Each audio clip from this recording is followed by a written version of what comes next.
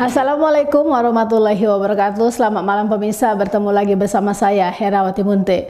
Pemirsa, beberapa menit ke depan kami akan menyampaikan informasi berita-berita terkini dari Kabupaten Kota Provinsi Sumatera Utara dan isu-isu yang lagi tren di tengah masyarakat. Masih dalam program 7 Inspirasi untuk Anak Negeri. Pemirsa, mungkin masih ingat di benak kita, warga Kota Pematang Siantar, kasus yang menjerat mantan wali kota Insinyur R.E. Siahaan terkait kasus tindak pidana korupsi dan telah bebas menjalani hukumannya. Namun ada cerita menarik di balik kasus yang menimpa mantan wali kota Pematang Siantar tersebut. Pasalnya, putusan persidangan tindak pidana korupsi Pengadilan Negeri Medan, R.E. Siahaan mendapat hukuman 8 tahun penjara apabila tidak sanggup membayar ganti rugi ke negara 7,2 miliar lebih.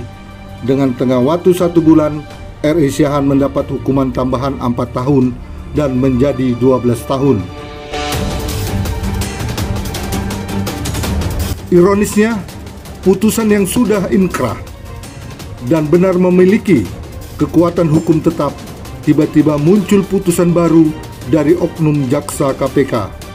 Dalam surat tersebut, merampas aset 1 unit rumah di Jalan Sutomo nomor 10, Kota Pematang Siantar, Sumatera Utara, dan telah dilelang menjadi 4 unit ruko saat ini.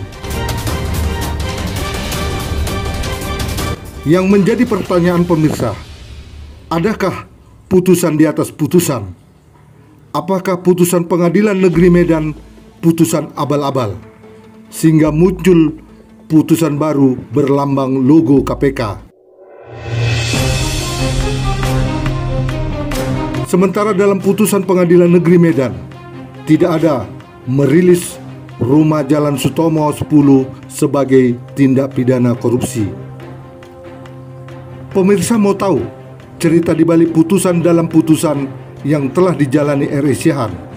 Ini keterangan Ibu Elfrida Dorowati Hutapea, R.E. Siahaan sebagai ahli waris rumah Jalan Sutomo nomor 10 yang diwariskan dari orang tuanya. Bisa ceritakan Ibu kronologis rumah yang di Jalan Sutomo 10 itu seperti apa sih sebenarnya? Kok ini bisa menjadi kaitannya dengan KPK sehingga ini dirampas oleh oknum KPK? Ibu bisa ceritakan secara detail kepemilikan Ibu rumah ini? Pertama-tama saya mengucapkan puji syukur kepada Tuhan Yang Maha Kuasa karena kita diberikan kesehatan dan kekuatan pada hari ini. Saya bernama Elfrida Hutapea, nyonya dari R.E. Siahaan.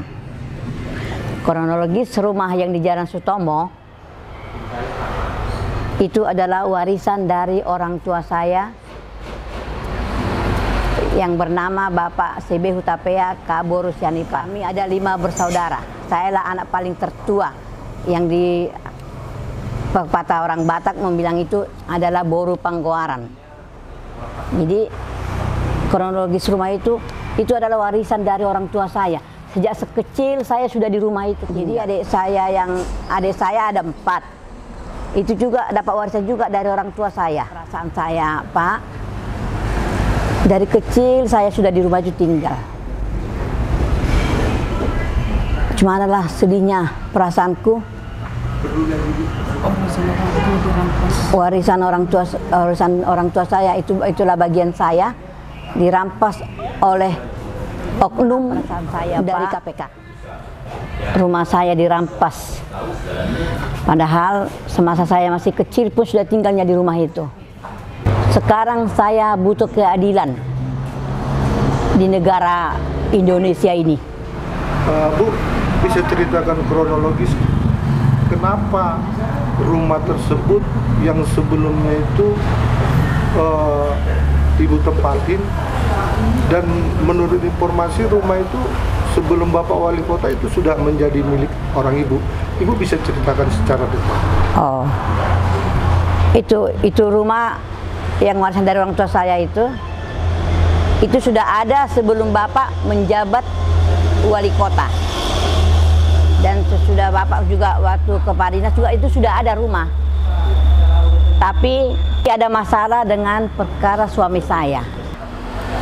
Jadi itu padahal di putusan pengadilan itu nggak tersangkut paut ada rumah di putusan pengadilan. Tapi kenapa bisa masuk di dalam putusan dari KPK rumah itu harus disita? Ibu bisa cerita? Di putusan suami saya itu rumah tidak ada. Jadi bapak suami saya sudah ingkrah dia tahun 2013. Tapi ada lagi oknum KPK, ada lagi perkara 2016. Ya.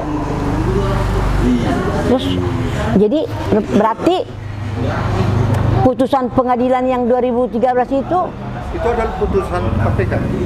Ada putusan KPK menyatakan rumah tersebut tidak ada dalam putusan tersebut. Yang putusan sudah ingkrah. Yang sudah ingkrah, yang itu yang 2013. Dan itu sudah dijalani hukumannya? Sudah dijalani hukumannya itu dengan hukuman 8 tahun penjara, 9 tahun penjara. Tapi kenapa itu ada muncul lagi surat penyitaan dari oknum? Itulah Pak, kita juga bingung. Kok ada lagi ada lagi putusan 2016. Itulah yang dibilang sama dengan di jaksa KPK Pak Apriansah. Hendra Apriansah. Dibilang dirubahlah keputusan Bapak. Itu kan? Dirubah keputusan itu. Iya, yang sehingga rumah itu disita. Disita oleh oknum KPK. Bu, setelah itu diputuskan, adakah putusan termasuk di dalam putusan KPK yang menyebutkan rumah yang menjadi ahli waris ibu dari orang tua itu harus dilelang? Tidak ada. Tidak ada. Dalam putusan KPK tidak ada. Pokoknya di perkara Bapak itu rumah tidak ada dimasukkan, nggak ada lah di putusan di perkara Bapak. Artinya intinya di dalam perkara yang sudah ingkrah, putusan rumah untuk dilelang itu tidak ada. Tidak ada. Ya? Nggak ada.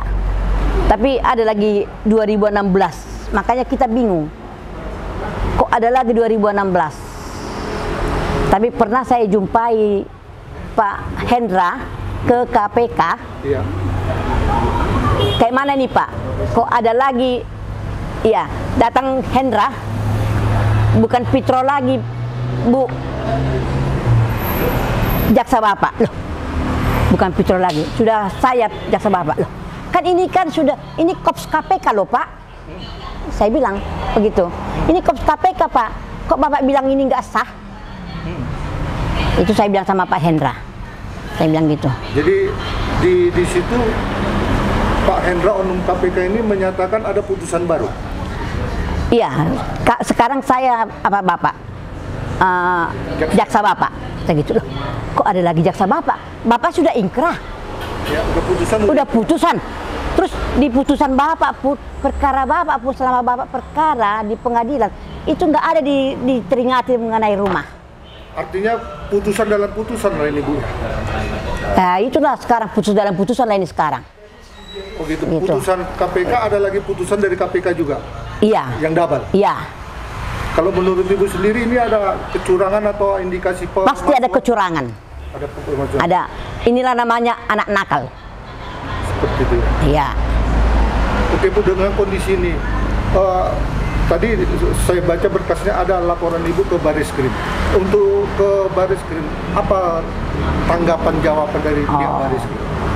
Saya pergi ke Bareskrim dengan pengacara. Saya yang bernama Binaris Situmorang. 2016. Jadi saya lapor itu 2016. Lapor di 2016. Apa tanggapan mereka dari Bareskrim? Apa putusannya di situ? Putusannya di sini palsu. Iya, palsu katanya. Berarti palsu katanya. Putusan itu tidak benar. Putusannya tidak benar. Jadi yang mengapa ini pimpinan Deputi Penindakan, yaitu Pak Antonius Budi Satria. Yang menyatakan bahwasanya putusan yang dikeluarkan oleh Oknum KPK itu tidak benar. Iya, betul. Itu dia, Bu. Ya. Dan dari putusan Bareskrim itu sejauh ini udah gimana tindak lanjutnya? Oh, Belum ada tindakan. belum ada tindakan dari Bareskrim. Jadi kayak saya mohon Pak Bareskrim, tolong ditindaklanjuti laporan saya yang 2016. Seperti itu dia. Iya. Untuk kedepannya kira-kira seperti apa agar rumah ini bisa kembali kepada Ibu? Saya sebagai orang Batak, tolonglah Pak Jokowi,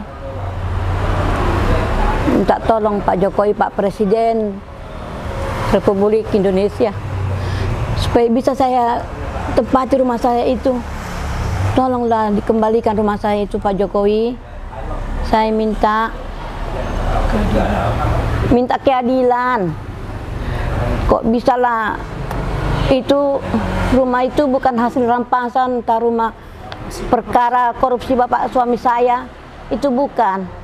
Itu adalah warisan dari orang tua saya. Sejak kecil saya udah tinggal di situ. Tolonglah Pak Jokowi, tolonglah.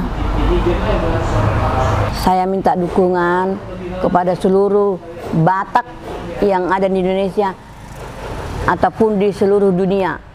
Tolong saya dibantu supaya bisa warisan dari orang tua saya. Tolonglah. Aku minta doa dari orang Batak seluruh Indonesia. Karena saya sudah terjelimin. Karena di perkara suami saya itu rumah tidak ada di perkara suami saya. Jadi saya minta dukungan kepada orang Batak, minta doa supaya membantu biar bisa rumah saya itu kembali dengan keluarga saya.